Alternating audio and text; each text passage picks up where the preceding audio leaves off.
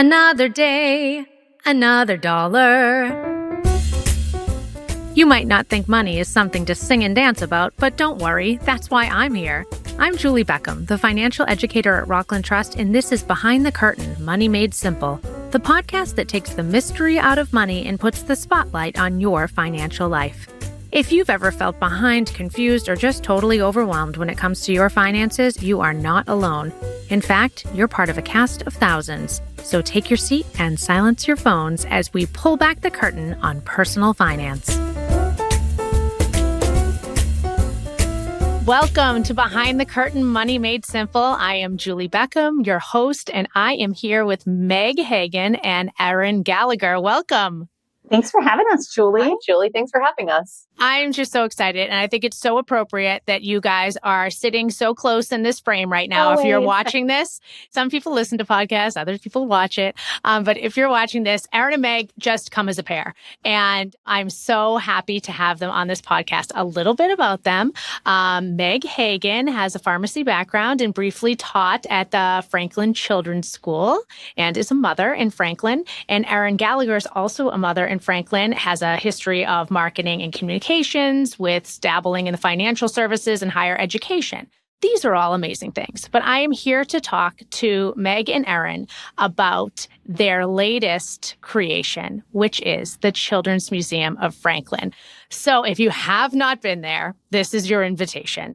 It is an amazing museum for children in Franklin, Massachusetts, and it is Erin and Meg's brainchild. So tell me about the moment that the two of you realized that you had the same aspiration of someday opening a children's museum. Yeah, so Erin and I, back in June of 2023, were at a mutual friend's house, and it just happened to come up in conversation that Erin said, someday I'd love to open a children's museum in Franklin. And I had been separately having the same thoughts, dropped my fork and said, you have to be kidding me. I can't believe that we have this same vision. We've been friends since we both moved to Franklin, and it had just never come up in conversation. It wasn't anything that we had shared before. So we made a few off the cuff ideas and had a good laugh about it, and then changed the subject so that our new friend would not think we were completely crazy. But as soon as we walked out of the house, we're putting our littlest guys in the car, and we were like, what if we really did it? It was definitely something that I don't think either of us ever would have taken on alone, but together we were able to make it possible. Yeah. It is amazing. And I can't imagine being that third friend at that meeting, like, you know, being a witness to this moment. But a lot of us have moments, right? Where we're like, oh my gosh, it could be anything from we should go to this concert, or we should go to Aruba, or we should go to the gym together. That doesn't mean that we actually do it. So from that conversation, what was the next conversation? Well, in true fashion, we went home and shared our idea with our partners, because that's, you know, what you do when you have a partner. And both of them are very similar and said, straight faced, you need a business plan. So we got to work. Yep. We wrote our business plan. We did our market research. We started to put together our board of directors and applying for our 501c3. I think a lot of it for us was finding connections that were going to help bring this to life. We knew that we both had really strong skill sets and a lot to bring to the table, but we also knew that we needed to make those connections and surround ourselves with the right people to make this dream come true in the timeline that we wanted to make it come true in. So Meg and I are both determined and more than a little bit impatient. We wanted our own kids to be able to enjoy this space while they were still young. At the time, they ranged from 3 to 7. And it's been a few years since, and they all find so much joy here. But in getting started to launch the museum, we quickly got to work creating a brand, creating a mission, making sure that we could be identifiable and relatable for people in our community. And when we got right out into the public as soon as possible to start pitching our idea, letting people know what we were thinking about doing, and just chatting with what that experience could look like for them. So that started at the farmers market in Franklin and quickly evolved. How did your acumen, from being in the professional world help you with that? To other listeners who are, kind of like, well, yeah, I have a professional background, but I've never applied for a 501c3. I have never community built. Like, how? Take me through a little bit of that. So Meg and I, as you mentioned at the beginning, have very different backgrounds. Meg's a pharmacist. My background's marketing. But together, we were able to pull on each of our strongest skill sets for this project to pull the museum together. But that also wasn't quite enough expertise.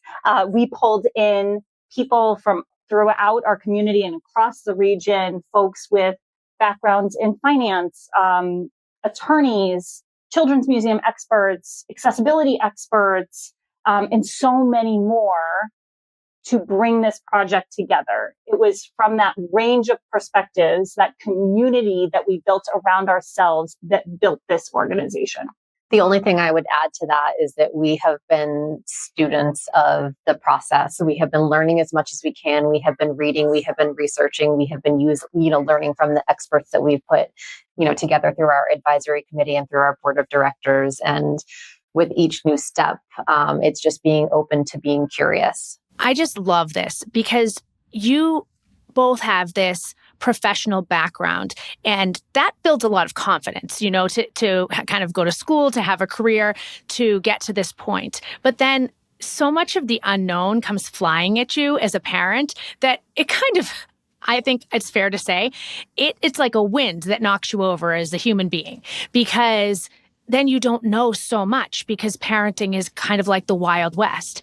But what is so amazing, and I don't know if this is a millennial women thing, so like just give it up for I'm not a millennial, but my boss, shout out to Emily, she is. And I've noticed this, that there is this, I guess, this acceptance that you don't know it all.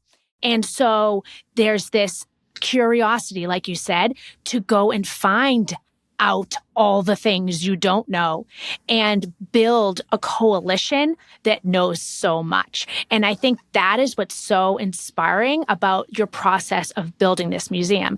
It's the knowledge base through that advisory board. Tell me a little bit more about who's on that advisory board and what their expertise has contributed to the museum. Yeah, so one of our very first meetings was with Neil Gordon, who is a recently retired CEO of the Acton Discovery Museum. He is an expert in all things children's museums. He came from Boston Children's Museum before going to the Discovery Museum in Acton. So he was obviously an incredible resource for us as a knowledgeable what's the word I'm looking sounding for? board. Yeah, truly. Yeah, absolutely. Perfect sounding board for all of our inquiries and our questions in the world of children's museums. We pulled in several accessibility advisors who were so key in developing this space so that from the day that we opened, we could feel like a place where everybody belongs, regardless of their background, regardless of their circumstances. Those individuals were such a key part of making sure that was a reality. Yeah, we have a range of community advisors who have hyped up the museum, who have spread the word about the mission, who have, pulled on their networks to increase visibility for us as a brand. And they have also been so key to the process of launching successfully a new organization in Franklin. And would be remiss if I also didn't include our children. They have been absolute incredible advisors. Mm-hmm. They've been the best exhibit testers. They are our reason and our why, but are also great advisors to the process and to joy and to what makes this place fun and special. I think the first time you met them, Julie, they might have been under the desk at our meeting. Our two littlest guys, the first year that we were out planning and beginning to launch this organization, they were both not in elementary school yet. And so they came to every meeting. They did. Oh my gosh.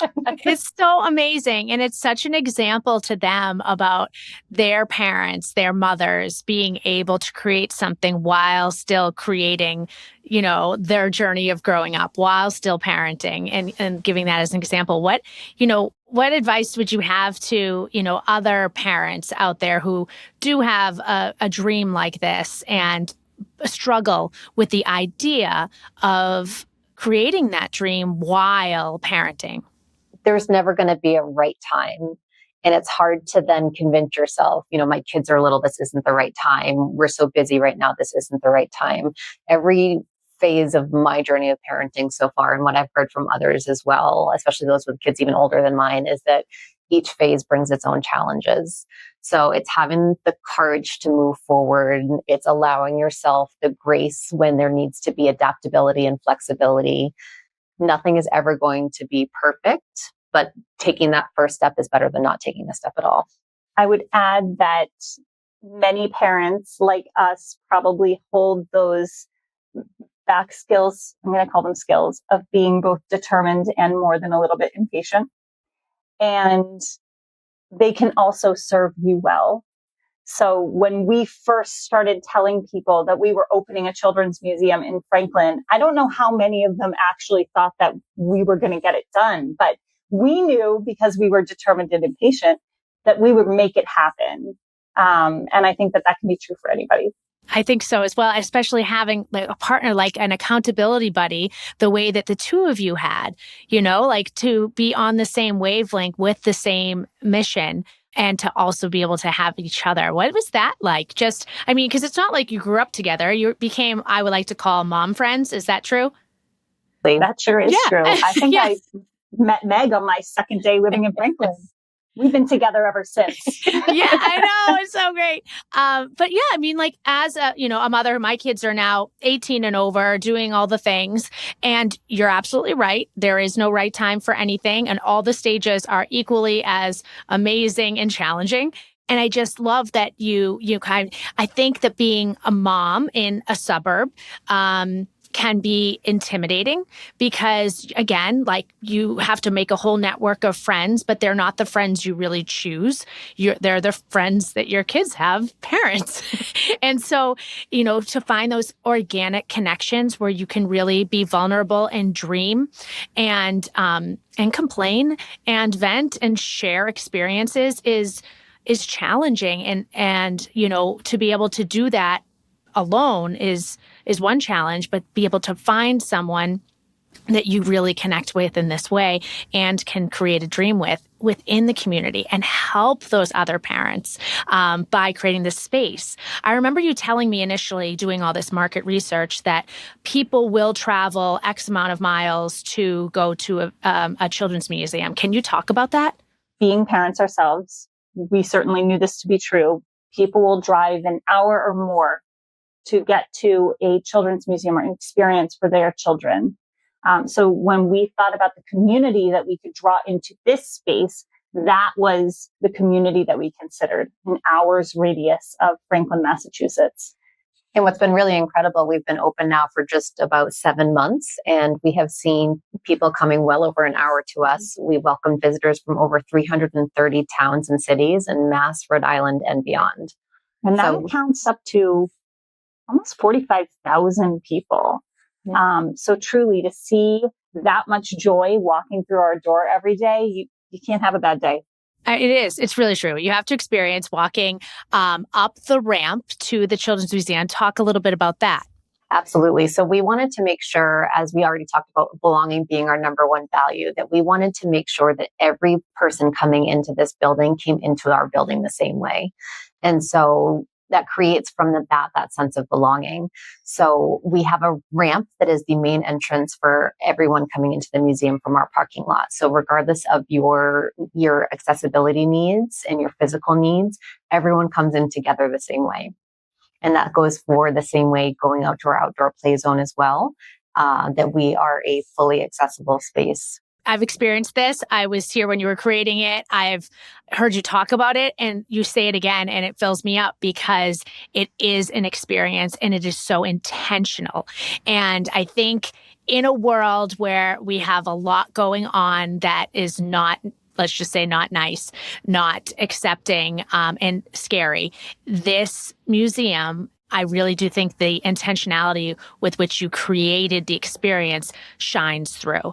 And I love it. I love that this is from your brain, in 2023, and the collective brains of people that you were not scared to collaborate with, because you have an idea, you have a partner, you could have just been laser focused and done it. This is the way I envision it.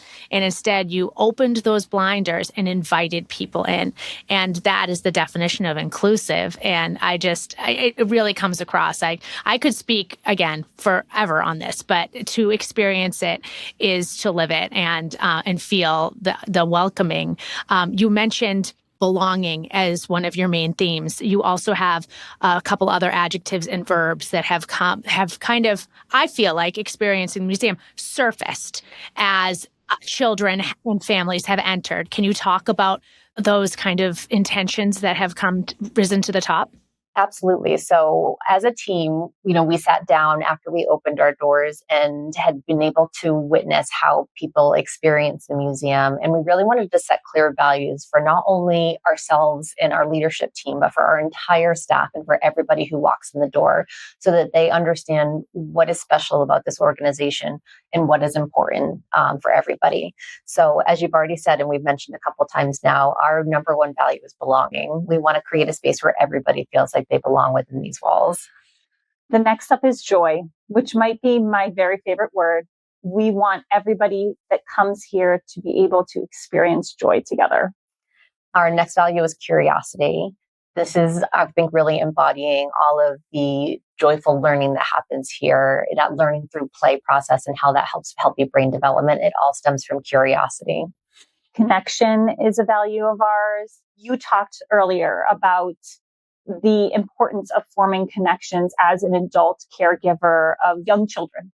That was essential to the mission of opening this museum, to provide a space where kids can connect with each other, but also that parents can find connection and community and support.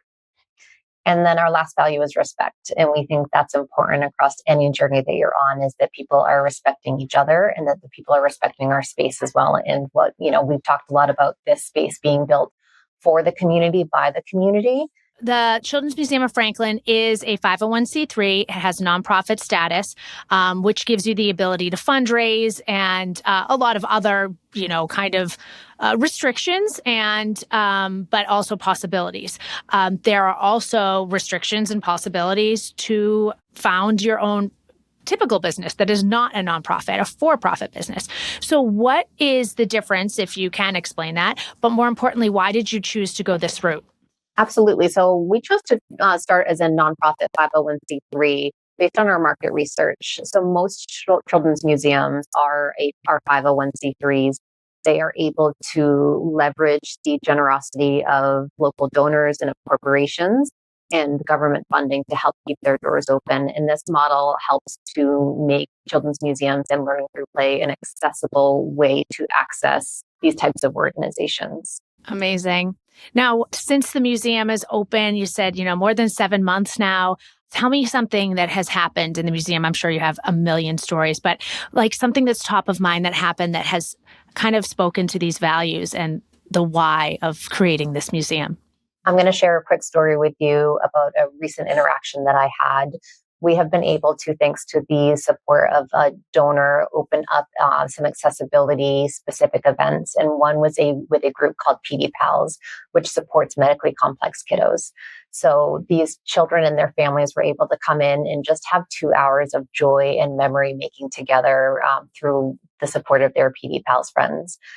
As one of the families was leaving, my new little friend Estelle, who's 8, stopped in her chair to talk to me. And she's an incredible person. And she looked at me and said, "This is the most accessible place I have ever been. I can't believe you let other kids come here too." She truly felt that this museum was built with her in mind. And that, for me, it still gives me goosebumps talking about it. She's just an incredible person. It was wonderful to see how impactful that was for her, her playtime here with us. Meg's the crier in our relationship, and I can see that she's got a little tear going on up here. It's true. You can only have one friend cry at the same time. Like, you can't both cry. That's just a rule. I cry enough for a whole leadership team. Oh my God. What an articulate 8-year-old not only to be able to express that in those words, but to also have already experienced not belonging and not being able to fit into a space and play in a space. So it's just amazing that you have given the community and so many like pockets of communities a gift to be able to play. Now, you talked about a donor. I mean, this is a financial education podcast, so I'll ask you a few things. So obviously setting up this museum, you had to, Rockland Trust, full disclosure, is a sponsor of an exhibit called Miss Money's Playroom, which is so exciting to have Miss Money come to life in this way where you can make, save, share, and spend. But there are dozens of exhibits, and I'm sure annual donors and personal individual donors and membership opportunities. So tell me a little bit about your structure as a museum. You did mention you're a 501c3, which is a nonprofit. So how else do you fund this, and how do you rely on the community or businesses? Yeah, so this organization was truly made for the community, by the community. Individual donors, organizations, and grant funding was what opened the doors of this space. And now that we're open, continued funding supports things like passes that allow families to access this space for very reduced or no fee. It supports play-through exhibits in the continuous care and evolution of the exhibits that we have in this space. And it supports programming. So we have a whole classroom in the back of our building called Spark Lab, inspired by our resident scientist over here, that creates and hosts a plethora of programming across elementary and middle school aged curriculum standards that are exciting, that are hands-on, and that inspire curiosity. So as a nonprofit, we really look at three revenue streams. We look at our admissions, which fund part of our revenue and our operations. We look at events that we have. So we have birthday parties here as well as other private events and field trips that come in. And then that third bucket is that fundraising. And that's what's going to give us that long-term sustainability. So as a 501c3, we need all of these different arms to be able to keep our doors open, to help replenish things within the museum and to help us grow. Of course. And we talk about income streams and financial education, balancing that out. Do you also have memberships? We do have memberships. So we offer 8 different membership levels where people can buy into a membership, whether it covers for their self and one child up to them, themselves and 7 different children. And they can have up to 3 named adults on each of those memberships. And again, the membership revenue goes to help support us keeping our doors open as well. Yeah, we have about 950 active members right now. Wow, not even a year. All of that market research, all of those touch points within the community, getting people excited. This is what can happen. You truly are community building, and not just for your children, but for, the next generation, and for the parents who are seeking that community, and for the children who want to find a place where they belong. It is just amazing to see. Again, I feel so privileged to be able to have witnessed part of your journey as the lucky sponsor of Miss Money's Playroom, to be able to see this from the ground up and to witness your partnership. When we're talking about partnerships, whether they're, for this podcast, I guess, like just talk about financial business partnerships, to be able to witness you doing this together and doing so much together, raising your children pretty much together. What's the last, your Benefer name that you guys have? I know somebody. Who came up with that? Are we the Halligans? Yeah. No, the Galligans? No, the Halligans. The Halligans? Yeah, I think so. I think we were the Halligans. The Halligans, because Meg Hagan, Erin Gallagher. I mean, honestly, if it really, you don't even, I don't know. I don't know where the line of one of you begins and ends at this point. And talking to you today, you're even more in sync every time I see you. And I know your team has grown. So it's not just the two of you now. I've had the privilege of meeting more of your team members. So tell us, as business owners, of course, you have to get through to a point where like, oh, okay, well, is this a viable business? Are we going to be able to sustain the business? Then are we going to be able to pay ourselves or other people or? So where are you at that point now? We currently have 15 staff members, which we're super excited about, and we hope to continue to be able to build that out as the organization grows. So Erin and I are co-executive directors. We also have a director of development, a director of events, and we also have a volunteer coordinator. Additionally, we have a whole set of visitor experience associates who work our front desk and welcome all of our customers and really set all of our visitors with the grounding in our expectations here and with what our values and making everyone feel like they belong as soon as they walk in our doors. So we have on staff, in addition to what we've discussed so far, we also have Dean College students. We will be hiring some additional college students who will be home over break this summer. And we also have local high school students that we've been able to bring on staff. And we hope to continue to grow that staff and provide jobs for local individuals in the community as well. Additionally, we have a powerhouse team of volunteers that help to keep our space tidy, that run activities in our maker space, that serve as incredible greeters for people coming in the doors. And that includes 2 different cohorts that come to us from Advocates, Inc. in Franklin twice a week. Yeah, for those of you not familiar with Advocates, it is an organization that supports adults with intellectual and developmental disabilities. So we have over the 2 cohorts, 8 incredible individuals that come and bring so much joy and care into our space that we're so proud to have as part of our team. We had 2 senior Franklin High School seniors start to complete their senior capstone project with us. So again, we are thrilled to be able to work with area schools to pull in students for experiential learning and leadership opportunities. We additionally have a graduate intern as well currently who's doing a great job helping with some of our exhibit maintenance and design. Oh my goodness. What's next? I guess that's my big question. It's a question every day. I must be, right? I'm excited to see. Yeah. No pressure, because honestly, I'm just excited to see what's next, because your museum, your relationship, your community building has really proven that you just put one foot in front of the other towards a goal and a dream, and gather up the people along the way who are as enthusiastic as you are, and it can happen. And I really hope this podcast serves as an inspiration to anyone at any age in any community who wants to make a difference. Yeah. And I think, Julie, just as you're saying that one step at a time, it's important to remind yourself why you're doing things and why you're in this mission to start with. And so you can see behind us here, what looks like a busy wall is actually a lot of our reminders. We obviously have our kids to remind us every day of our mission and our joy. But whenever we have a really big win or something that feels really impactful to us and our mission and our values, we actually have this all put up on our wall behind us so that we can remind ourselves every day when we're in the office of why we're doing what we're doing. Some of those are notes from kiddos that have left things in the space. I think Meg's got a picture of her and Meg back, or a little girl and Meg back here. It says, "I'm thankful for Meg that she just dropped off in the office." And how can you not smile and put that on the wall?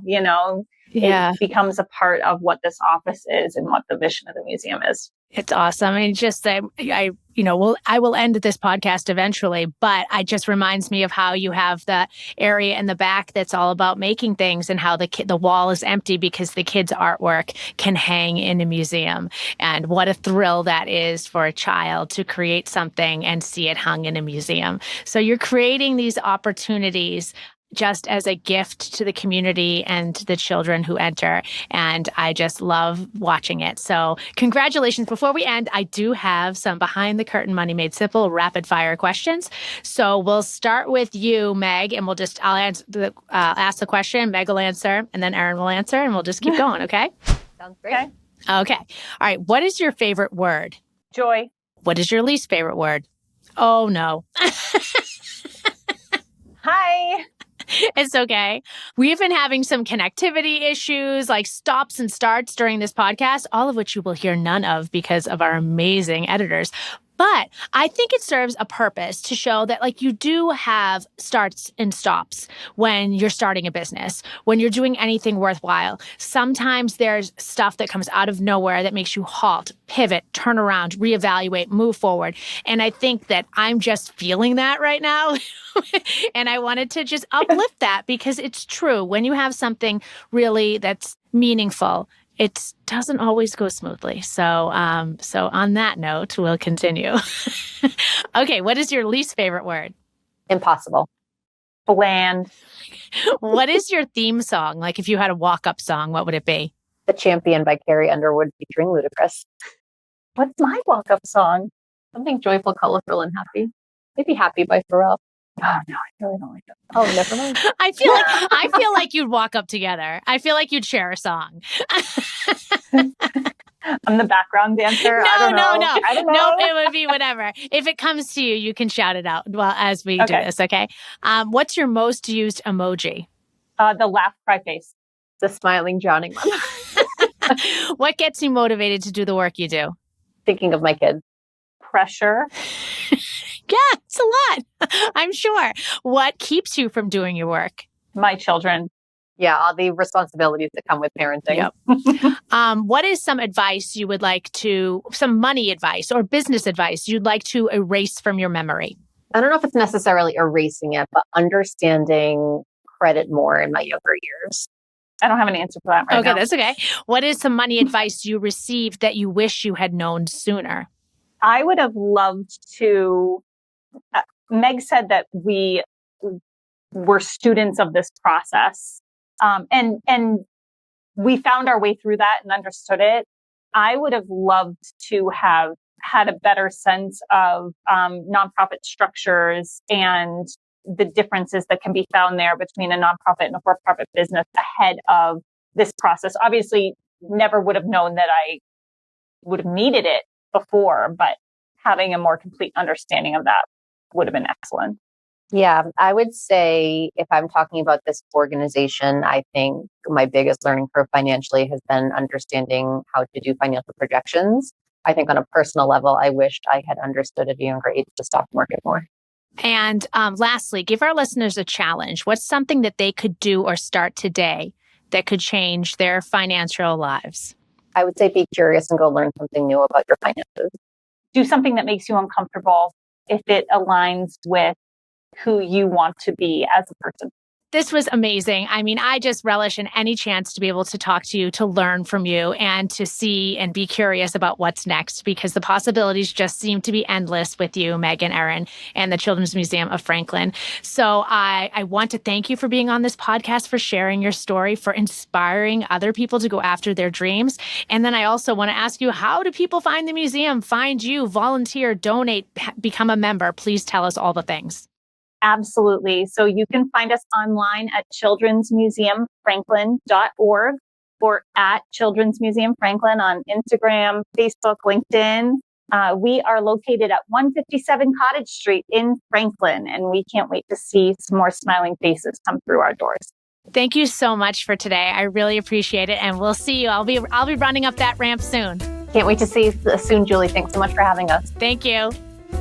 Thanks for tuning in to Behind the Curtain, Money Made Simple. If you liked what you heard, if you learned something, subscribe, leave a review, and tell a friend, because good financial education deserves a standing ovation. And remember, you don't have to know all the steps before you take the stage. You just need the courage to show up, ask questions, and maybe, just maybe, sing a little bit along the way. I'm Julie Beckham, and Behind the Curtain, Money Made Simple is brought to you by Rockland Trust, member FDIC. The bank where each relationship matters, because we want you to have a healthy relationship with money at any age.